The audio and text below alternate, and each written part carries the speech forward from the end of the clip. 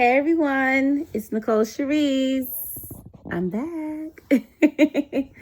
Yes, the past couple weeks been a little crazy for me.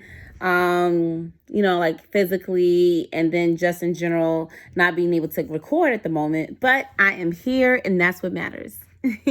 And as you know, this is baby boy, Mr. Vaughn himself, who is 6 months now since the last time you guys seen him.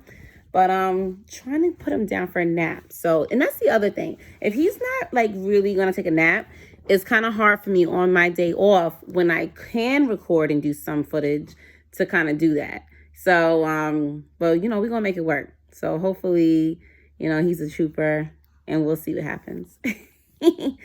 Anyway, so as you all know, I'm a big Married at First Sight fan, and the season is finally over. I don't know about anybody else, but I've been kind of, as much as I love the show, I really do, but I've been kind of like, we need to kind of keep this going. It has been entertaining, nonetheless, but I was ready for it to be done, to be done with, and for them to start showing previews of the next season, which is coming in January. Correct me if I'm wrong, but I do believe that it's going to be in Atlanta again.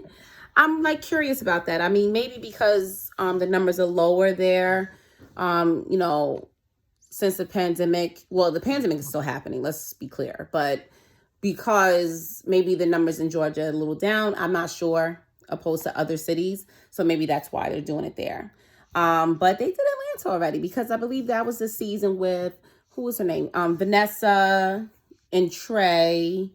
The guy Dave, I forgot what his wife's name was, who thought he was just not her type and very unattractive. And a couple more folks. But anyway, so they're going back to Atlanta. So we're gonna see. We'll see how that goes, and I'm looking forward to that season 2. My guesses for who was going to stay married and who was going to divorce, for the most part, was head on. I knew that Christina and Henry were donezo. We all knew that. Olivia and Brett, we knew was a wrap also, because they just fundamentally did not, match. And not for nothing, I know a lot of people come at Olivia a lot because of how she was. They felt she was impatient. They felt, she was trying to build a husband out of him versus, accepting him for who he was. But, Brett, I'm starting to think maybe there was some truth to what she was saying too. Like maybe he wasn't being as, as genuine as he is, as much as he's very sarcastic and things of that nature, but maybe he just still was doing certain things for the cameras. Just like we had last season with, Brandon and Taylor. The issue at hand was always, are you doing this for the camera? Are you doing this to get, your clout up? So, we shall see. But either way, at the end of the day, we knew that they weren't a good match. I really felt like the experts missed the target on that. He clearly was a man who wanted to start a family, and Olivia clearly did not. And there's nothing wrong with a woman who feels like, look, I want so much more in life than just to be a mom, or, I know she wanted to have a husband because she wanted to share this type of life with someone else. But at the same token, it's like, listen, if this man is saying, I want kids, I want a family, you kind of, gotta go with that, and they didn't do it. They just missed the mark with that completely. Amelia and Bennett, of course, we knew that they were going to be together. They were heads over heels. I feel like that was the one couple in the experiment that it was, kind of destined to work, in my opinion. Amani and Woody. I know so many people have so much to say about Woody and everything, but you know what? I liked Woody and I liked Amani a lot too. I felt like, their stuff was heated up pretty quickly, but the vibe was there. They were very much attracted to each other. Okay. They were very much attracted to each other, and they wanted to be married. They wanted to be, each other's partners. And at the end of the day, regardless of personalities, being extra, being on one all the time or not, because you know what? I can't even be that biased or judgmental because I'm extra too. Like, I am a Leo, so I'm definitely extra at times. So it is what it is, Team Leo, though. Don't forget. Anyway, so I love the fact that Amani, did give Woody that calming that he might have needed. And when she had to, turn up a little bit, she did. And she also stood her ground with her feelings about a lot of things, with Woody. And I think he wasn't used to that. And I think that was a challenge, and I think that, come on, baby. And I think that made her the exception. And that's why he fell heads, over heels for her. It's like she's beautiful. She's funny. She has her famous tagline, "Oh, that's D," which I love. And I just think she's just a really great spirit to be around. So I don't blame him for wanting to fall in love with her and making it work. Why not? Wait, give me 1 second, because I think he's trying to fall asleep, but he's learned how to turn himself over now. So, or maybe he just wants to be in the camera. That could be it too. I don't know.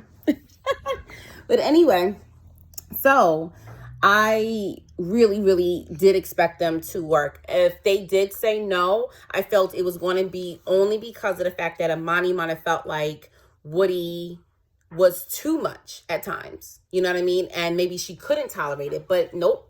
I feel he has met his match in a good way. And that he needs a woman that's going to be able to tell him, like, no. And that's not going to happen. And you know what I mean? So, hey. So it's all good. Dumb. Karen and Miles. Okay. I was very, very happy and pleased to see this new side to Karen. Like, I know a lot of people gave her flack because they felt like, nope, Karen ain't it. And I said it too. I said flat out, Karen does not like Miles. I think Karen, was into more of like the bad boy types or whatever the case is. And because of that, she wasn't used to a man who was in touch with his feelings and who was sensitive. Okay. Miles, basically towards the end, especially when they were in the pandemic, he kind of put his foot down, and it was really funny to me because her friends even were like, oh, gotta be put in your place. And she said, like, yeah, you can put me in my place. And I think that was like low-key a turn on for Karen. And I'm just like, really? But okay, hey, she needed to be put in her place. So that's what happened. And sure enough, I think once that happened, she realized, wait a second, this is a nice guy, okay, that I know loves me. He respects me. We have fun together. Let me truly enjoy the process. And do I feel that if they didn't have these 4 months together, she probably would have said no on decision day. Because at the end of the day, he's not who she goes for. And she said that from day one when she, leaked out his info. What his info was leaked out to her. Okay. So, so I'm really happy that the two of them did decide to stay together, because I feel like at the end of the day, he's someone, I feel like a person like him is something that she needed. She's gone through a lot of heartbreak, and it's like, why not? Why not have someone that's going to be patient with you, someone that's going to, not hold you down, but hold you up. Okay. And the same thing goes for him. He needs a woman that's going to, be able to joke with him, be competitive with him, and also like let him know too, like, no, you don't got it like that either. Because I think Miles, something that did show on the season 2 was, even though he was patient, he definitely had his arrogance that was showing too, that, he had this attitude like, how could you not like me? How could you not want to touch me? How could you not want to have sex with me and things like that? And it's like, nah, bro, you do got to still earn it. I do feel that she was being extra a little bit with like not being intimate and not showing that she cares, not giving like those compliments, because I feel like, some people were like, oh, wow, men don't really think like that. And that's not true. I know a lot of men, and a lot of men say they like to get compliments too. They like to hear that they look good, they smell good, you're happy to see them, So, I mean, I know my husband feels the same way. Sorry about that. So I just feel like at the end of the day, the two of them, y'all see what's going on here, right? Y'all see what's going on here. This is part reason to why it hasn't been easy to film a little bit. Now look, where's the fussies? What happened to the fussies? You know, he trying to steal the show.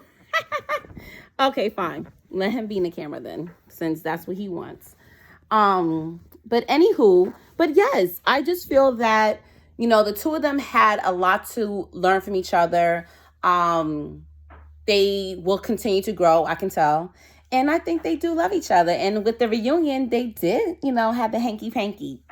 So that was great, you know. So I'm really happy that, you know, things pretty much panned out. And then I think it's so cute that they live, you know, down the road from Amani and Woody, because at the end of the day, sometimes you need like another girlfriend. Obviously Woody and Miles are best friends, so there's times when you can bounce things off of each other. They can have like couples activities, couple nights and game nights and things like that. So that keeps it fun, keeps it spicy. And then at the same token, obviously have privacy so that, you know, their marriages can continue to grow. So I wish them the best. Things look like it's going good for Amelia and Bennett. Okay. For Amelia and Bennett in Virginia. And I wish them the best too. You know, so either way, I do love the connections that all the couples did make this season. And I hope they all continue to be friends. Let's see. I also wanted this because some people in my last couple of videos have said, you know, they were really happy that I explained, you know, more of multiple sclerosis and the things that I experience. Lately with the weather changes, this is something I'm not sure I have mentioned, but the weather and temperature does affect me. So when it's extremely hot and humid, that gets to me. I feel like, I feel very fatigued, very like sluggish. You know, my legs are very weak, numb, feels like noodles basically, and there's times when I fall. During the cold though, I feel more of nerve pain, if that makes sense. So like, you ever remember hearing like your grandmother or even your parents just saying like, ooh, that cold getting to these bones and da-da-da. Well, it doesn't get necessarily to the bones, it gets to my nerves. So it really hurts. And it's a, you know, it's a hardship. But at the end of the day, with my support system, my family, my, you know, everybody who's in my corner, I just remember this too shall pass. I will get through it at the end of the day. So, you know, that's what I try to do. And, you know, I know that there's people who say like, how do you do this? You know, when you're working, you're married, you know, you're a mother and all these other things. And I'm like, because I have to show up. Like at the end of the day, I have to show up. You know, I can be honest and transparent to say that there are days when I'm just like questioning God, questioning the universe. Like, why was this, you know, illness condition put upon me? But then it's like, why not? Because who am I? At the end of the day, what have I done in the world that has changed it significantly that I'm exposed, like I'm exempt, not exposed, but exempt from getting, you know, a diagnosis. But the reality is that even with the diagnosis, I know that I'm strong. It's been 10 years. I'm getting stronger and stronger day by day. See, sleepy. I'm getting stronger and stronger day by day. And that's all I can honestly continue to pray for. You know, I never ask people for pity because I don't want your pity. If anything, I would say, if there's anything you can do for me, just pray for me. You know, keep my family in prayer as well. Because, you know, there's, you know, different challenges that we face every day. And at the end of the day, just keeping us in prayer, keeping us in your thoughts is the only thing I can ever ask. Because at the end of the day, I do it for y'all too. You know, because we're in this together. You're not alone in whatever hardship that you're dealing with, whether it is physical health, whether it's mental health, spiritual health, you know, finances, like, you know, me being back to work, you know, on like a more part-time schedule and stuff like that. It's not easy, especially being like a new homeowner, you know, but I do know that everything will be fine and things will play out as they're supposed to play out. And I just can't see or believe in my heart that God will bring me and mine this far to like give up on us. I don't see it. So therefore I can't give up on God, I can't give up on the universe, the high beings, none of that, you know? So that's what I wanted to say about that. I feel like there was something else going on that I wanted to mention to you guys. I'm sure everybody has, exercised their right to vote, did their civic duty, and regardless of who you voted for, I just want everyone to, just stay safe out there, be careful, because, some of us aren't grounded as well when it comes to winning, when it comes to losing, or whatever the case is. Like I said, what your thoughts and beliefs are not my business, okay? But at the same token, let's just remember that we all got to like continue on. You know what I mean? We have to continue on. And I feel like there's been like a lot of anxiety, a lot of anger, a lot of sadness, just a lot of emotions, that's been going on. And plus we're still in a pandemic, right? So I know a lot of people, we're doing all kinds of stuff, like we're stress eating, stress drinking. Some of us are stressed, doing drugs and stuff. But just know that at the end of the day, things will be okay, but continue to do your part in the process. So if you have your family that you need to worry and tend to, do that. You have your job you got to stay focused on, do that. You know what I mean? Like at the end of the day, the world is continuing to turn and lives are just continuing to move on. So, it doesn't pay to get in these beefs or arguments with strangers and the other ugly things that I've been seeing on social media. It's just not worth it, in my opinion. Like I said, there's a way that you can have different views on things and still be like classy, still keep it cute, So just my thoughts. Oh, and one more thing. I did just start a show with Nicole Kidman and Hugh Grant, and it's called Undoing. It's on HBO. And I just saw the first 2 episodes and it's really good. I like it a lot because it has like a little sinister feel to it, like because I'm a big horror sci-fi fan. So I love that even though this is a drama, it gives that aspect to it as well. So hey, give it a shot. I think you all will like it. And Nicole Kidman's doing an amazing job in the show too. I'm trying to think, is there anything else going on? I really think that's it on my end. So, just waiting for my big boy to get off from school, and I'll have him appear in some videos too as well. I'm in the process, like with the move, I do have this blogger set that my husband gave me for last Christmas that I'm going to put together. So I'm going to like figure things out a little bit more. I may stay on the couch because that could be like my signature thing because I'm relaxing, or may go outside, whatever, I may just figure out some other ways to, shoot and chat with you all. But I'm going to like get that going too. So I'm really excited. But anyway, you guys know where to find me. I'm on Instagram, Nicole Cherise _ I have another page also that is Nicole Cherise _ MS Warrior. I have a Nicole Cherise Facebook fan page, and on YouTube. It's so funny because I still have my original YouTube account from back when I was in college, and it was back then, youtube.com /SVR Brown Sugar, and so I do still have that account going, and so you can always check the videos there too. And on Twitter also, I'm on there, Nicole Cherise _ Anyway, be well, everybody. Be safe. Be good. Be good to yourself. Be good to your family. Be good to your neighbor. All right? It's all love here. Thanks.